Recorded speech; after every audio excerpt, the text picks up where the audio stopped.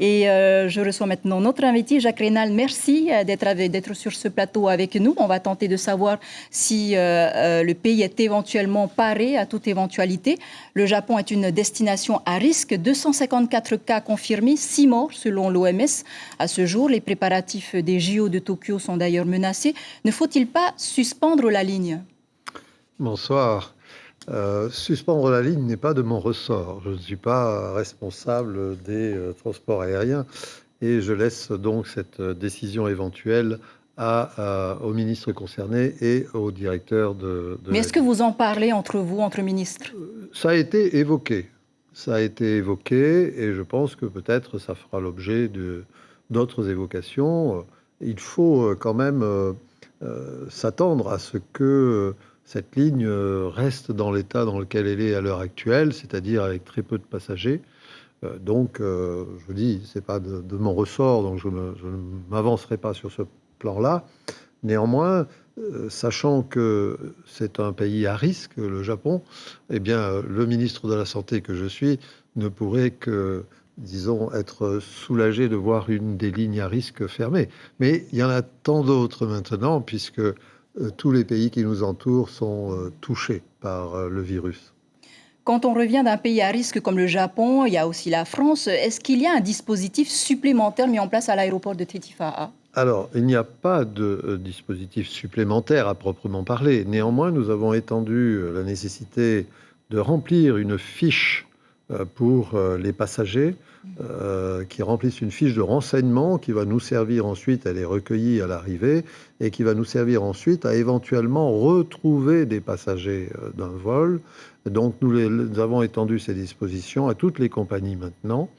Et donc, ceci va nous faciliter la tâche en cas de détection d'un passager portant le virus.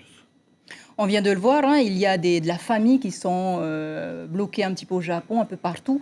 Comment ils font pour revenir? Il faut qu'ils aient une attestation? Comment ça se passe? Voilà, c'est cela, une attestation médicale signalant qu'au moment de l'examen, la personne ne présentait pas de signes d'infection patente au coronavirus. Ces signes d'infection étant le plus souvent une affection rhinopharyngée, le nez, la gorge, mais également éventuellement pulmonaire.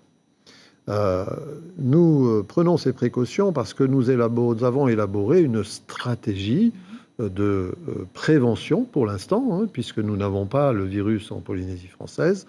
Nous essayons de faire en sorte que nous bâtissons, en fait, si vous voulez, des remparts, en quelque sorte, pour ralentir le plus que possible l'arrivée éventuelle de ce virus en Polynésie française. Sans être alarmiste, mais au cas où la Polynésie serait touchée, l'hôpital du Taoné peut accueillir combien de patients simultanément? Alors, il y a des patients de différents grades, de différents niveaux.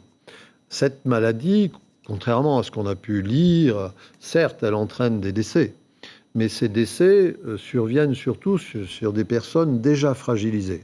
En général, d'un âge déjà avancé, 55, 60, 70 ans et plus, mais ayant une pathologie préalable, c'est-à-dire une maladie soit cardiovasculaire, soit pulmonaire, soit rénale au niveau des reins. Mais on a vu qu'en France, par exemple, les hôpitaux étaient un peu débordés. Oui. Ici, on a combien de chambres? Donc, en fait, on ne mesure pas en nombre de chambres. On aura les chambres, on les libérera autant que de besoin en cas de nécessité pour ces patients les plus graves.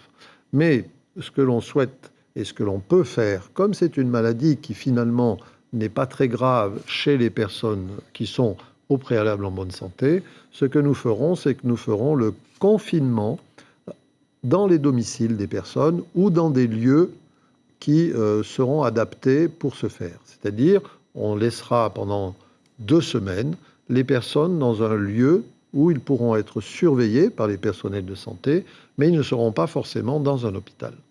Merci beaucoup, Monsieur le ministre, d'avoir accepté notre invitation. Merci à vous.